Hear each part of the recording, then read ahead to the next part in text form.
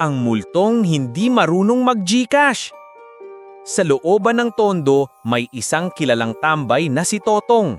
Certified lakwachero, hindi nawawala sa pustahan at malakas magpautang kahit alam mong di mo mababayaran.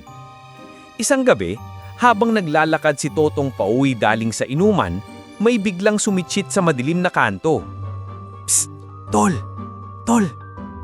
Tumingin siya. May isang lalaking nakaputing barong, maputla at walang paa.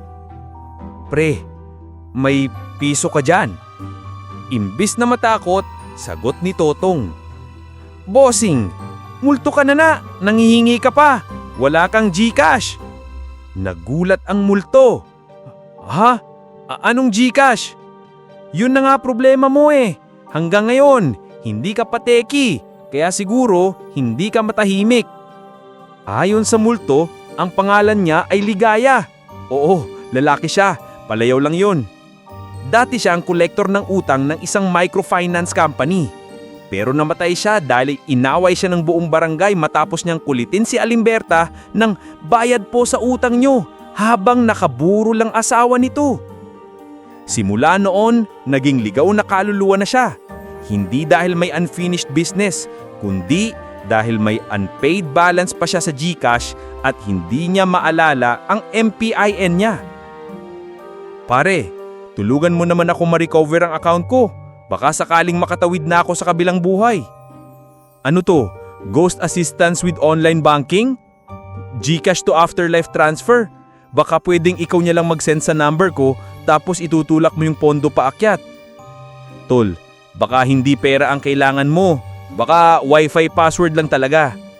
Nagulat si Totong nang biglang lumabas pang isa sa likod ni Ligaya. Isang multong mataba, nakasombrero, may dalang ledger at ballpen. Aba, andito ka pala Ligaya. 2 years na, wala ka pang bayad. Multo rin ito. Siya si Mang Delio, multong loan shark, taga-singil sa purgatorio. Oy Totong, since kausap mo na rin kami, ikaw na rin ang collateral.